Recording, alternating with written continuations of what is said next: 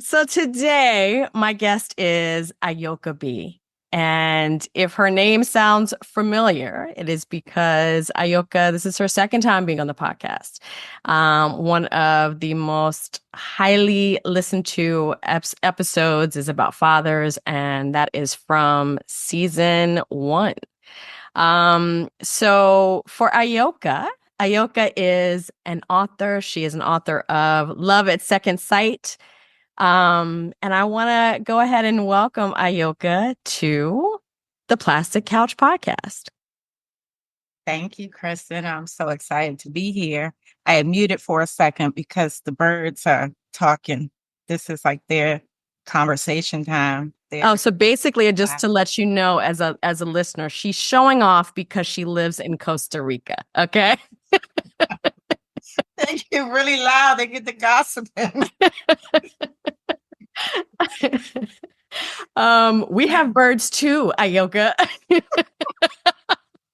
Not like my birds, Kristen.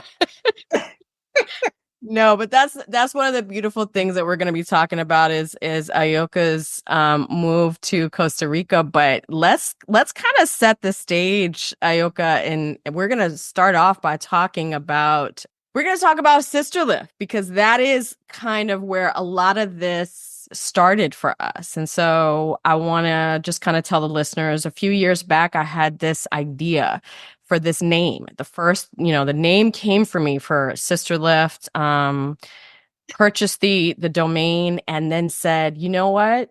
I really want to have a retreat. I want to have, an all day thing for women. And we ended up doing that. And Ayoka was one of the participants. So let's kind of talk about what that was like, Ayoka, before we get into some of the pictures that I recently sent. Let's talk about what that was like, what that experience was like. Okay. I remember I was really, really excited because this was going to be all women. It was in this cute little place. The Shout out to bureau. Bureau. Yep. Yeah. Yep. And it was, so I remember getting there and walking in and taking all these pictures of the space because it was so cute and cozy and girly. And I went around and took all kinds of pictures. I still have them. And I remember just being excited because this was just a time for me. Like no kids, no man. It was just me and other women. And I think some people don't understand, sadly, that there is just a different energy when it's women have different energy. And so when it's women together with women, and I'm going to say it, Kristen, I'm sorry, Black women, it's an energy about it that we need. We need. You can't get that energy anywhere else. You can't get it from your children. You can't get it from your significant other. And it's just a warm, vibrant energy. And I was so excited for that. I didn't know how many people, I didn't know anybody else there besides Kristen, or I didn't think I would know anybody. And I was just excited and I didn't really know what to expect. But I was excited. Yeah, definitely. And so Bureau was an amazing space. And unfortunately, it was a co-working space that COVID, took Bureau from us. But it just made you feel like you were alive just walking in there. And so that was definitely a part of all of this is that space. But then it was the women that were there. Yeah. So we ended up spending all day together, right? So Yeah. we had little breakfast, we had lunch, we ended up, having our sessions, and at the end, we had a little happy hour and everybody stayed to the end, gathering, as my husband always says, that's how you know you've got something when people stay after. Right. Exactly. Yeah. Because it was energy you didn't want to leave. Yeah. It was like, okay, so when I leave here, like you start ticking off all the things again. Like, But while you were there, you were in a space where you weren't thinking about all the things you had to do and places you had to be and lists and, you know. Yeah, and it was also, I remember at the very end, I was like, "Oh, and then I have a new course." And faces just kind of went blank. And I will never forget that because when we kind of talked later, like I was interviewing everybody about it afterwards, and what I realized was that Sister Lift was the space. It was the space where we could just be, where we just didn't have to think about responsibility, where we could focus on ourselves. And, you know, people weren't looking for anything to add to their list. They just wanted a space to, fill up with who they were. Right. So, and so that is the idea that, relaunching it and creating this monthly space, that is all where that came from. I know that during the middle of the session, I was having them do a specific activity, and I walked out into the hallway. And Ayoka, I don't know if I told you this, but I started crying. Like I started crying. When I tear up, like everybody can see that for 17 days. But it was like I felt at that moment that this was the thing that I was born and meant to do, is to facilitate this community of women. Okay. As you can see, I'm having a moment. I got to keep it real. My little fan, I got to get it crystal. Run get it. Run get it. Okay. You should keep some because women need to understand what's coming. See? Oh, have mercy. Okay. I'm good. Yeah, no, it's okay. Like, and as you talk, like one of the things that people don't really talk about when you deal with perimenopause or with menopause is that, when you get excited or, emotional or happy, like sometimes that can just kick in the hot flashes as well. So, Right. yeah. Yeah, it's At first, I thought it was like a figment of my imagination that sometimes I would have an intense emotion and it would start. But yeah. I was like, no, this is a thing. Okay. Yeah, it's almost like taking the passion you have inside and just bringing it out. That's a Beautiful in nice way theory. of putting it. Beautiful in theory, but Not so much in practice. no, Okay. no. So basically, I think a few weeks ago, I, was just happening to go through my phone and I found a picture. And I sent that picture to you. And I know that during the session, I had said, like, what do you want more of? And we had these Post-it notes. And, we put them all up on the board of things that we wanted to do more of. And then I sent it to you. So what did you see? What did you see from that? So there Well, were hold, well, hold on. Let me give you your moment with your fan, and then we'll do this on video. it might take a little bit. Okay. So no, there were two things. And it was, I think I think there were two questions. One was what you want more of. And I said time to write. And then I don't know what the other question was, but I said to relocate to Costa Rica. Yeah, it was dreams. Yep. Okay. So those two things, as you know, have happened. I've been in Costa Rica for 2.5 years and I wrote a book. Like, not only did I start writing again, because before I left, I was just in a space and I hadn't written for like 6 months, which for me is just, it's bad for my mental. And when I got here, I found a Black writers group like 2 weeks after I had been here. And I was so excited. I was like, I found my people.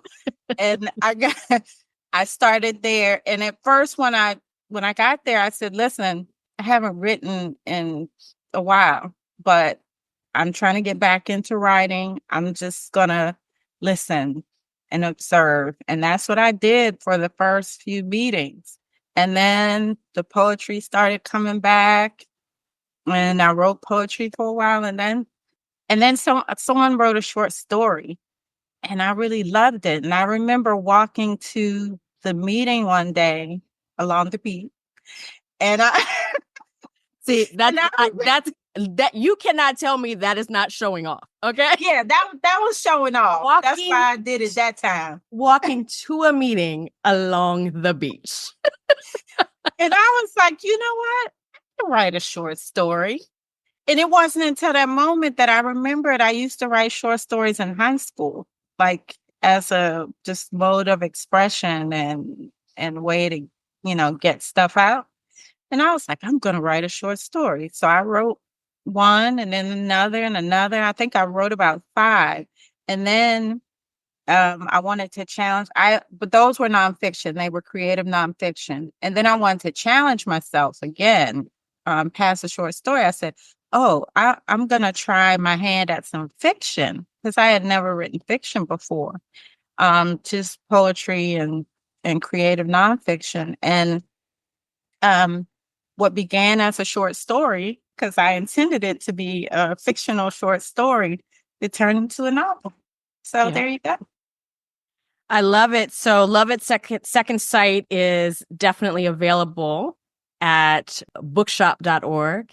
And shout out to the independent booksellers. We love that. And so, when I think back to that moment of hearing, like, that's one of the things I'll never forget is like, you were like, when you left Sister Lift, you were like, you said it during the session, I'm moving to Costa Rica.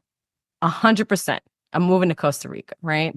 And so to kind of see that dream come true, it's an amazing thing. It's an amazing thing. And I think that is also what's really important is allowing women the space to dream and to Mhm. think about what more means to them and to think about how to really expand into their gifts. Yes. All Yes. things you have done. Yes. Yeah, all things you have done. So let's talk a little bit. So when you came back from Costa Rica, we ended up going to Reiki. And Reiki is something that I absolutely love. I was like, Ayoka, you got to come with me. And we went to the Pearl. Shout out to the Pearl in Maryland. And we went to go and see Brandy. So let's talk a little bit about that experience as it relates to joy. Okay, I'm gonna say it because I know it's people thinking it that are gonna be watching and or listening to this. I was skeptical, okay, Yes. because I had heard Kristen talk about it and she got her certification, but I was still like, I don't know what this is all about. So And let me ask you this before that, like, what did you think that it was? Like, what did you think that Reiki was? Because there are a lot of people who ask me that question. What do I you think that it was? mean, I knew it was energy work. That's all I really knew. Okay. But I didn't really understand. That's all I knew. So I remember us sitting in our little spa robes in the waiting area, and Kristen telling me, oh, she's gonna go first. And I was like, and I remember Brandy was like, and I've never met this woman. She was like, okay, this one, she isn't quite sure about this, but she's keeping her mind open. She's done give it a try. And and it was something she said. I don't remember what it was, but I was like, I want to be clear. I'm open to it. I'm positive about it. I just, it's the unknown. So did the Reiki. It was like I was trying to explain it to my daughter and to David. I was like, it just felt like the best massage, but she didn't touch me. Right. I said that, and my daughter's looking like, I don't get it. But I said, that's the best way I can describe it. I said, I fell asleep. And I said, and then later I woke up and she asked me some questions. And I remember Kristen telling me before we got out the car, listen, she has other gifts. She might start, if she sees something or feels something, she may start sharing it with you. And if you don't want that, just tell her, I know, just Reiki. And she, she won't. And I don't know, I wasn't really thinking of that. But then she started talking, but I wanted to hear what she had to say. Right. And it was wild. I mean, not wild. I That's not a good word for it. It was just, you have to be someone who has an open mind, Right. because you have to realize, and it's taken me getting older to realize this, that people's gifts come in all different, I don't even know, Like packages. modalities, Like, packages. Yeah. right. Like, you, just because it's something that you don't understand doesn't mean that it's not possible. And so she was telling me these things that, I mean, I guess in theory, Kristen could have told her some stuff, but I knew that she hadn't. So when she's telling me that when I go back to the house, meaning home to Costa Rica, I need to burn some sage because of a visitor that I had that had some energy, left some energy in the house. And I was like, noted. Um, but then she talked about joy. And this is what really just caught me totally off guard and like made me start tearing up. She said, well, first she said that my aura was red and orange. And she said, you're a creative person. And so she was asking me, was I an artist? And I said, well, I consider myself an artist. I said, but I'm not a visual artist. I'm a writer. She said, okay, that makes sense. She said, well, I brought up the aura because when you get back, she said, maybe not right away, but you are going to have this burst of inspiration and just let it flow. Just go with it. And I was like, okay, all right, okay. Um, and this was, I hadn't written the book yet. Right. Yep. No, I hadn't written the book yet. But the other thing she talked about was she just made a statement. She said I needed to stop, can't remember her exact words, but basically stop blocking joy. She said, you need to understand that joy isn't just a one-time thing. Like, you get to experience joy and live in it. You just have to allow it and not be, I guess, afraid of it. Mm-hmm. Mm-hmm. And my name, Ayoka, literally means one who brings joy into the home, or one who brings an abundance of joy and love. I had no idea that that is what Ayoka meant. Right. Wow. So when she said that, I was just like, I was stuck for a minute. And it reminded me one time, and I shared this with Kristen. This is when I was still living in the States. I was on my walk. I used to walk several times a week with my girlfriend. And I shared with her on one of our walks, I said, I had this feeling the other day. And it wasn't, I have been feeling it lately and more frequently. And I didn't know, it kind of, I wasn't scared, but I just was anxious because I didn't know what it was. And I said, and then it finally dawned on me that what I was feeling was joy. And she stopped and looked at me.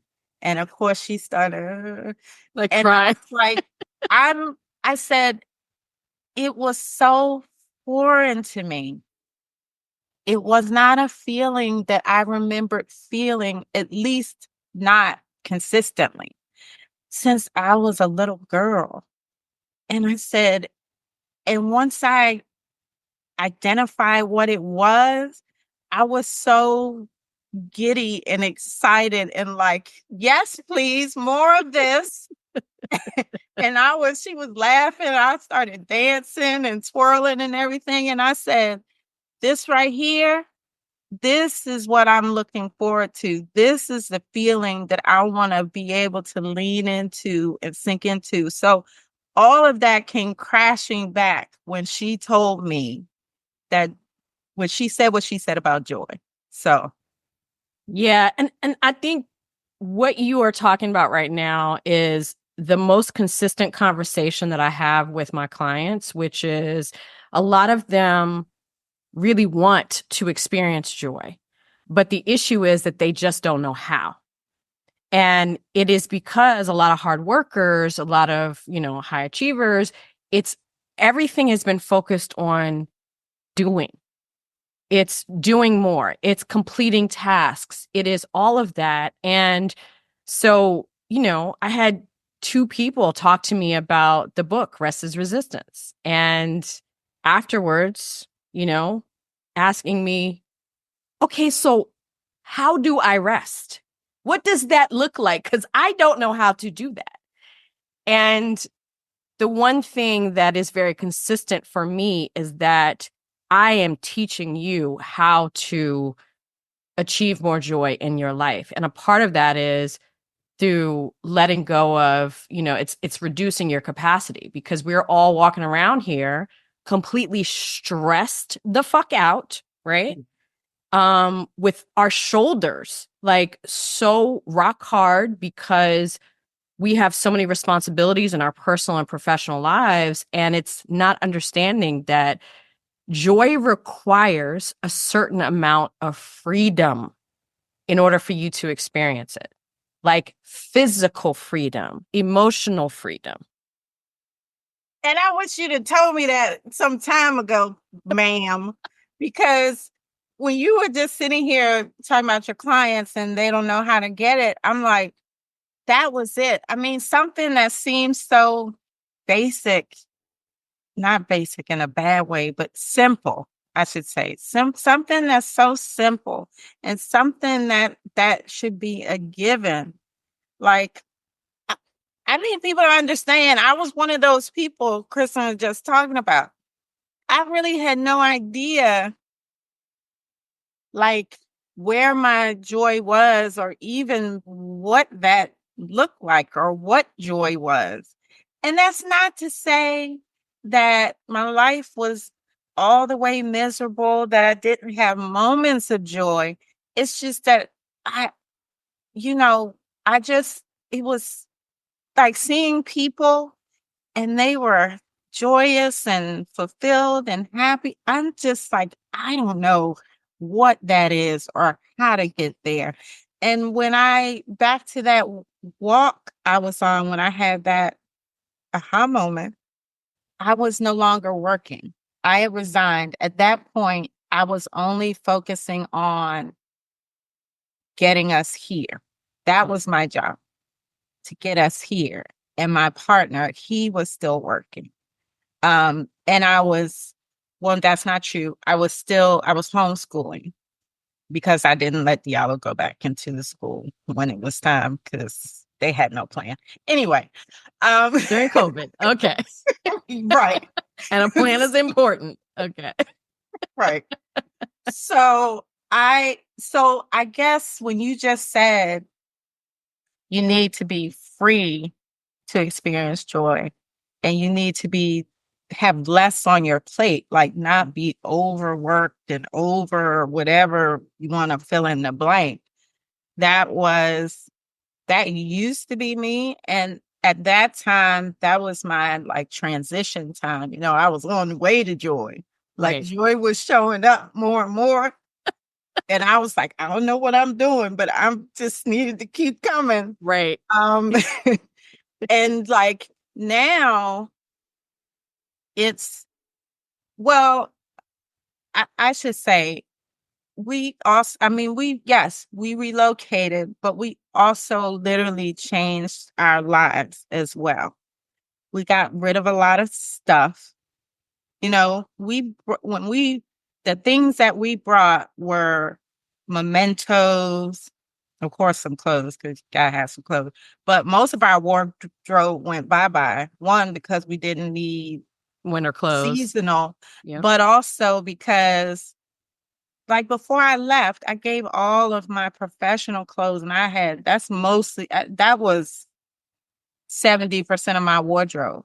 I gave to Suited for Change because I knew I wasn't going to need any of that anymore. I did that after about, I don't know, 6 months into the pandemic. I gave all of that stuff away because I knew I was making that change. But we, so we got rid of a lot of stuff.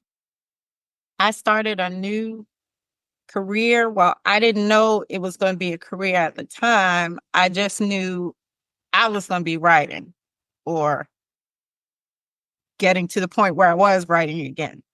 And Diallo, he was in school. Well, we went from the homeschooling because once we got here, he was done with the homeschooling. It was like He was over he it. had done that for so long at that point. Yeah. And so he started at the local school, and just the way we lived, I mean, the culture is different, obviously, but it's a very peaceful culture, a very communal culture. So um like when I say there was a lot of stuff that just kind of like left my shoulders, literally, that's what I mean. Like, my kid can just leave out on his bike, go hang with his friends, go to the beach, go play ping pong, whatever it is he's gonna do, and I don't have to worry at all. Because at Yeah. that point he was 13, And I 13-year-old remember, black boy. and I was gonna say, sorry to jump in here, but I remember that Trayvon Martin was such a pivotal moment and hit you really hard and heavy when he Yeah. was killed. And I think about that with Diallo just being able to just go anywhere in Costa Rica and you never have to worry about his safety at all. That's a certain level of, heaviness that just disappears. Yeah, and let me say, I'm not saying that people don't understand that they have certain worries, but I don't think they can really grasp how heavy it is and how much room it takes up until you're away from it. Like, and it's interesting that you brought up Trayvon Martin because I was in here. I'll be real quick. I was in here writing one night and Diallo came in. This was like a year ago.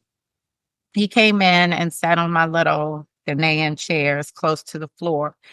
And he was talking, and he was so low to the floor that he was eye level with this art piece that I have that my friend Kiana did.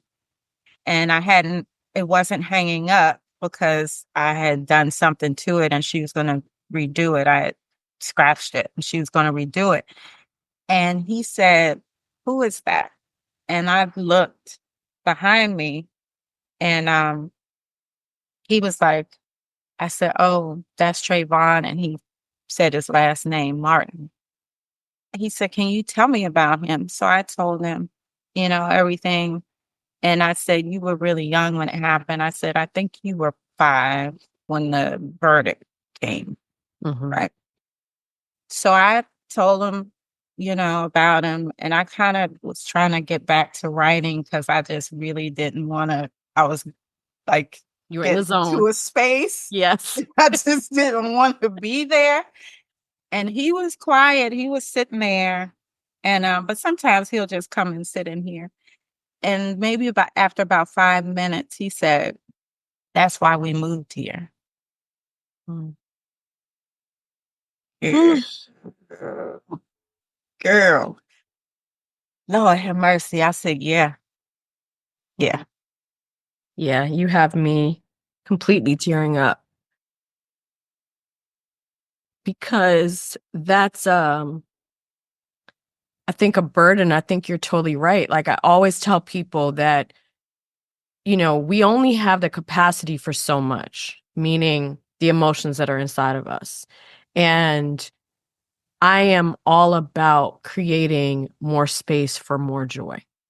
And, when you say yes to everything, when you are afraid all the time, when you are concerned about the responsibility of the people that you love, when you have your professional life, you've got your personal life, you've got all of this stuff colliding, there's only so much room for joy unless you shift and do something different and start really thinking about what lights you up and learning boundaries, and not necessarily even boundaries to keep other people out, but to keep those parts of what you love protected and safe so that they can flourish and that you can literally, like your body is an incubator for dreams.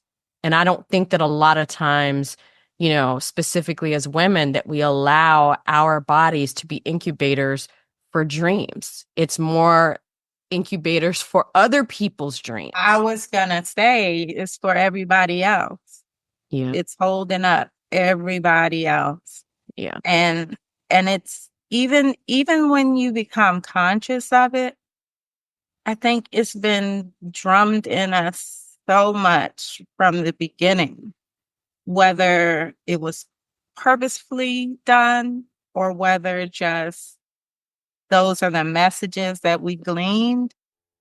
It takes a lot to unlearn that and to not do it and feel guilty about not being that way, not being everything for everybody else and never putting yourself on the list.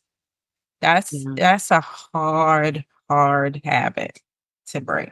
And I think it's become a situation where for a lot of people, it doesn't even feel like a habit. It's actually the identity that they've taken on. That's true. And that is the majority of my clients, where it is, they don't know how to operate, what to do when they are not working, when they are not thinking about someone else, when they are not literally just focusing on everything other than themselves. Yeah. Yeah. I mean, listen, I was a single mom of two. So everything was not me. Right. Was not about me. Everything was about everything else. Paying the mortgage, school for the kids, their emotional well-being, you know, um, just everything outside of myself. Everything. And let me just say this, some of the stuff that Kristen is talking about, when you are that way for so long, I know for me, when I found my significant other and was now part of a relationship, there were so many habits that I had to break because I was so used to doing everything myself. Right. And it didn't become a point of contention per se, just because he was understanding. Um, we had been friends for 20 plus years before we became a couple. And so he knew all of what I had carried for so long. But he had to keep reminding me, hey, I'm here. I can take some of that burden. I need you to begin to trust me to take some of that burden. And see, and that's some other stuff too. If you got trust issues because you're used to being disappointed, it's just a whole lot of stuff in that. A lot of stuff that I think other women carry as well, which is why I'm bringing it up. Like, it's all related, ladies. It is. And, Listen, the running joke around here is, oh, Chris is going to tell you everything is related to your childhood, but it is. It is. It is. Yeah. It really is. I'm like, listen, I remember telling, actually, this was an ex years ago. Listen, parents fuck up their kids. Kids are perfect. They either take on the baggage of their parents, that's the generational stuff we talk about, or their parents give them new baggage, Yeah. and so as parents, we got to be cognizant of that. Like, we got to deal with our stuff so we don't make it their stuff. Yeah. And sometimes, I mean, it's hard anyway, just doing the work and, you know, admitting to things. But when it's ingrained in you and some stuff you don't even realize, you know, what you're doing or that it's there, it's hard work. It's that what's the word that it's some term that, people like you use and psychologists and stuff. Is it called like inner work, shadow work, Yeah. something? Shadow work or Okay. inner child work. Okay. There we Yes. go. That it has to be done so that it's not passed on. Like my kids didn't they don't deserve that. Yeah. I gotta do some work. And so Yeah. that's another thing I'll say too. During that transition time when I had my joy epiphany, I was also in therapy. I had I had started therapy before the pandemic started.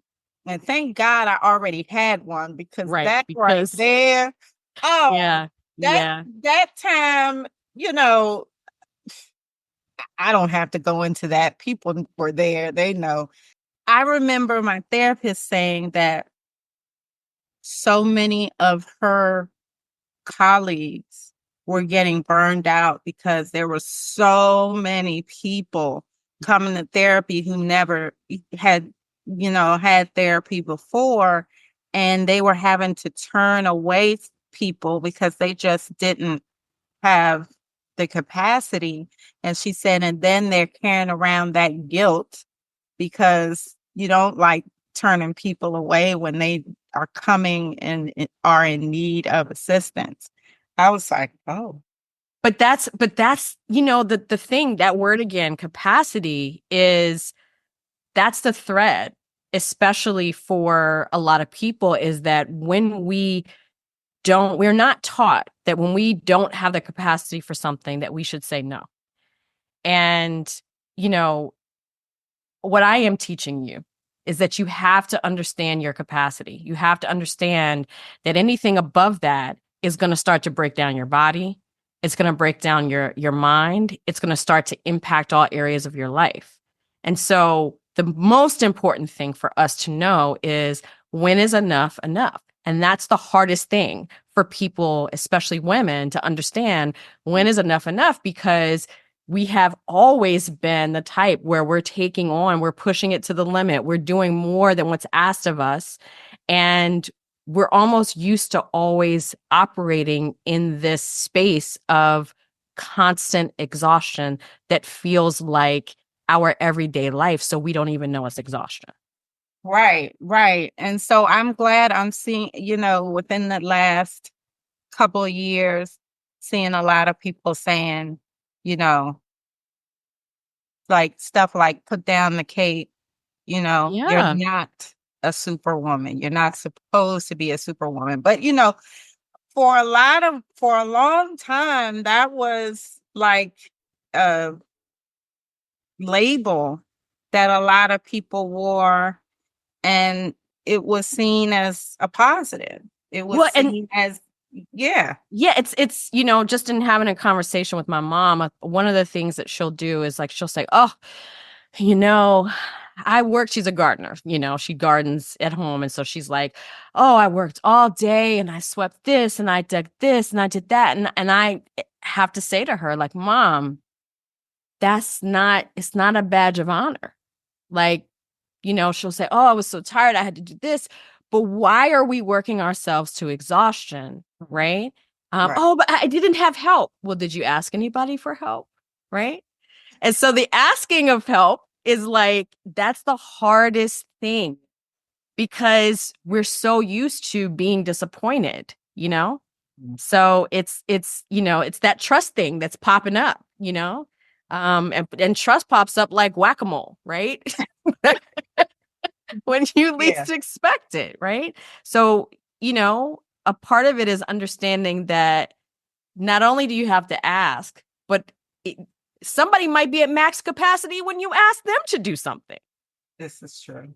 Right. Yeah. So there's a whole lot to it. It's a whole process of understanding. But yeah, I definitely think that the the asking for help, the unlearning of things, as you talked about with like going from a single mom to being in a relationship, these are always things that we have to unlearn. And it's a journey to get there. And it doesn't stop because we still have triggers that take us back into feeling like we're alone, right? Or that we've got to do it all. So yeah, it's a constant journey. It is because even now I'm here and my job again is as the author. And my partner, he's back in the States working. He handles the bills here. So things come up and I might need something that's not planned, like we gotta cut down a tree. But when things come up, I'll ask him. He'll say, "You know what? Don't even tell me how much you need. Just text it to me because you go through all these changes. Just text me an amount, right?" So so I'm like, "Okay." So then so then he'll be like, "Yeah, when you tell me you need $100, I send 250 because I know that you'll just suffer and not do this and not do that instead of asking me for what is Right. really required." And I mean, he knows that about me. So, I'm growing, I'm still growing. He's like, I mean, I guess I shouldn't complain because you could be the opposite. You could be, Right. you I you was t- like, you this ask is for 250 when you need 100. Okay. right. Or asking for 1,000 when I need 200. Yeah. So he's like, yeah, so I guess I better count my blessings. I'm like, yeah, yeah, you should. So so let's talk about, just kind of ending this out with talking about your own joy and what are the things that you looking back on it, what are the things that because you started to experience all of that before you moved to Costa Rica. So what are the things that you started to do or to allow or to shift? Like how did joy How did find I its get way to you? there? Okay. Exactly. Right. So, like I said, one of the things, and I understand everybody can't do this, I left my job. Now, with saying that, everybody may not be able to stop working, but what you can do is if you're in a toxic job career situation like I was, you can get another job because that situation, you have no idea what that's doing to your mind and your body and Exactly. your body. Yep. It does physical things to you. I remember reading something and it like blew my mind when it said that when you have, whether you want to call it a microaggression, I'll call it that just for right now, that when those things happen, when people say things, hurtful things like that, that your brain processes it, Lord, as pain. Yeah. Yeah. And I was like, that blew my mind. I was like, oh my goodness. Ju- I mean, just another thing that we got to deal with. So I'll say if your career, job, position, whatever it is that brings you income, if it is demoralizing you and it's toxic and you're unhappy, you need to change that situation. Yep. How whatever that looks like for you. So that was one thing. I left my job.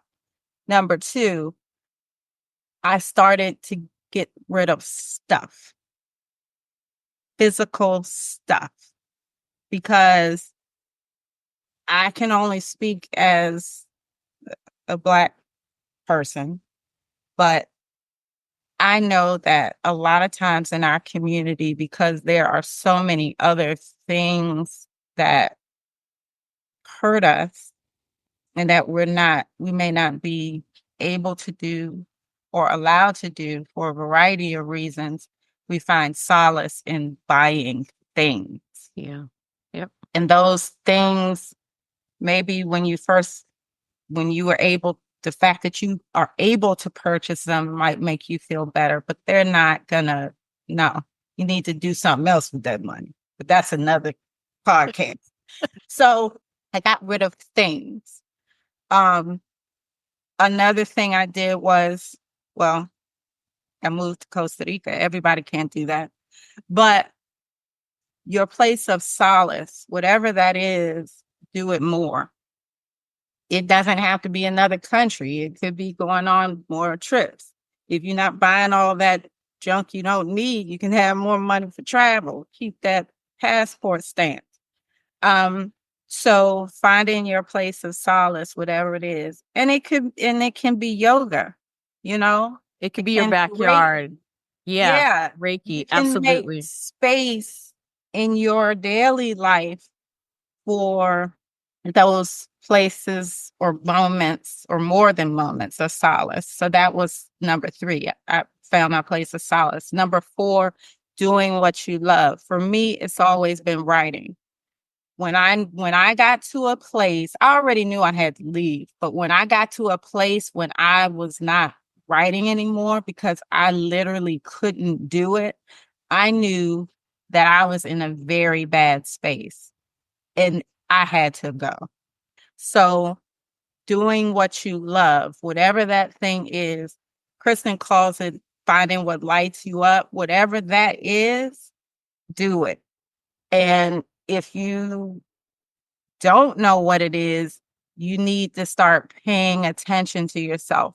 You need to give yourself space. Stop telling everybody yes when you don't have time or you don't want to do it, and leaving some time for yourself so you can figure out the things that you love. Because sometimes we don't even know what that is, which is so Exactly. sad. But that's the biggest thing that I find is like when people want joy, it seems like it is like miles and miles and miles away. Like it's unattainable because they haven't even figured out what lights them up because they're so busy working, achieving, getting multiple degrees, or, working all day long, or anything that is about producing something, right? Stop talking about me like that, Kristen, or the old me. But for a long time, I thought joy was a buzzword. I Right. thought it was this thing that didn't really exist, really. I mean, seriously, which is so sad. I know. So I sad. know, but Ayoka, here's the other thing is like when we really think about, you know, when did you see your mother experiencing joy? And I don't know if I have an Um, answer for that. I don't even know if I ever have. I don't know. Yeah. Yeah. It's interesting. Joy for her was anything related to being a first grade teacher. Like that's when she she lit up, anything about teaching people things or finding a new way of doing something. But it was never about joy in relaxation or moments or, it was never joy that she found on her own, right? And so the example that we see in our mothers and in our parents or whoever, your caretakers, whoever raised you, that's important because joy is contagious and you want more of it when you see it. And I am all about finding those small moments. Like you're right. Not everybody can move out of the country.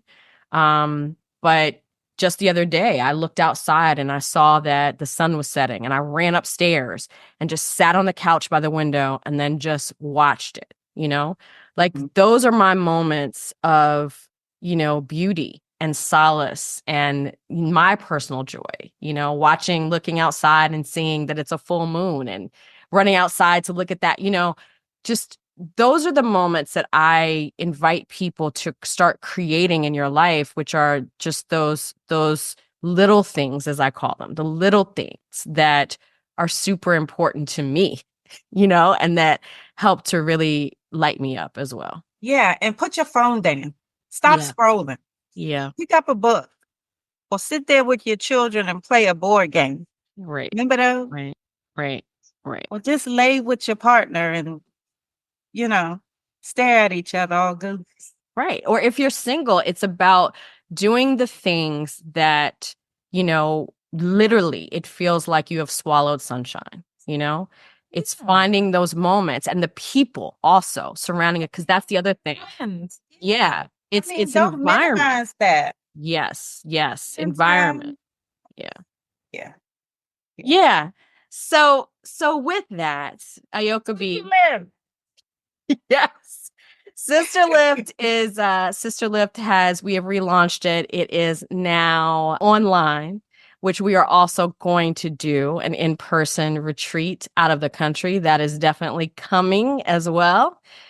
Stay tuned for that. But we invite you to go to sisterlift.com to apply to join our community. It is really a space where you can just be and where we can really focus on ourselves as women, as individuals, and really begin to dream and to really find the things that light us up and to really reconnect with our joy that we really once had as a kid. But, Right. it's about reconnecting with it. It just laughs. Yes. Yes. Yes. When was the last time you laughed like real hard? Yes. Yes. If you were me, that was a few minutes ago. But but for everyone else, this community is so important for me to curate the right people, the right space so that we are all about inspiring others and being inspired simultaneously. So with that, Ayoka B, thank you. Thank you for lending, your words, your insight, your perspective to this conversation. And I want to really thank you for being a guest on the Plastic Couch podcast. Thank you for having me.